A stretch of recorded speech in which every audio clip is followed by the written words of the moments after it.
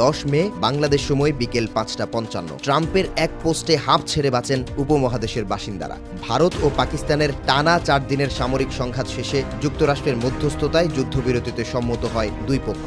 ঐতিহাসিক এই মুহূর্তে কেউ নিজ দেশের সেনাদের বরণ করে নেন ফুল দিয়ে, কেউ করেছেন মিষ্টি বিতরণ, আবার অনেকে অংশ নিয়েছেন আনন্দ মিছিলে। যদিও আনন্দ ম্লান হতে বেশি সময় লাগেনি, কারণ ঘণ্টাখানেকের মধ্যেই সীমান্তের নিয়ন্ত্রণ রেখায় শুরু হয় গোলাগুলি। ড্রোনে ছেয়ে যায় ভারতের আকাশ, যা ঠেকাতে ব্যতিব্যস্ত হয়ে পড়ে এয়ার ডিফেন্স সিস্টেম। দুই পক্ষের রাজনৈতিক সমঝোতা ভেঙে যাবার পর বাতাস জুড়ে গুঞ্জন, পরোক্ষভাবে শেহবাজ শরীফের সিদ্ধান্তের বিরোধিতা জানালেন জেনারেল আসিম মুনির। বিভ্রান্তি, দ্বন্দ্ব ও সামরিক অভ্যুত্থানের দেশ পাকিস্তান, তাই এমন গুঞ্জন বাস্তবে পরিণত হলে সম্ভবত অবাক হবেন না কোনো পাকিস্তানি। সম্প্রতি এ সম্পর্কিত প্রতিবেদন প্রকাশ করেছে ইন্ডিয়া টুডে। ভারতীয় গণমাধ্যমটির দাবি, রাত 9:09 যুদ্ধবিরতিতে ভূমিকা রাখায় ট্রাম্পের নেতৃত্বের প্রশংসা করেন শেহবাজ শরীফ। পাক প্রধানমন্ত্রী জানান, প্রস্তাবটি বাস্তবায়নের মাধ্যমে শান্তি, সমৃদ্ধি ও স্থিতিশীলতার দিকে এগিয়ে যাবে গোটা অঞ্চল।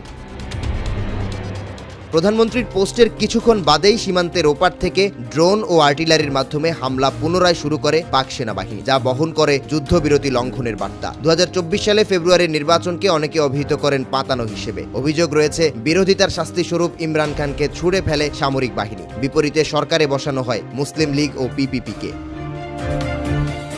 গুঞ্জন রয়েছে, এই যুদ্ধের মাধ্যমে ভারতকে ধরাশায়ীর স্বপ্নে মগ্ন ছিলেন জেনারেল আসিম মুনির। 4 দিনের যুদ্ধে বিষয়টি অনেকটাই পরিষ্কার। তবে যুক্তরাষ্ট্রের চাপ কিংবা মধ্যস্থতায় সামরিক লক্ষ্য পূরণ অধরা রয়ে গেল, যা মেনে নিতে পারেননি সেনাপ্রধান কিংবা বাহিনীর সদস্যরা। 1999 সালে কার্গিল যুদ্ধে পরাজয়ের পর ভারতের অটল বিহারীর প্রতি বন্ধুত্বের হাত বাড়িয়ে দেন নওয়াজ শরীফ। এর কয়েকদিনের মাথায় সামরিক অভ্যুত্থানে ক্ষমতা দখল করে নেন তৎকালীন সেনাপ্রধান পারভেজ মোশাররফ। এরপরেই কারাবন্দী হন নওয়াজ, আর মার্শাল লর জালে বন্দী হয় দেশ।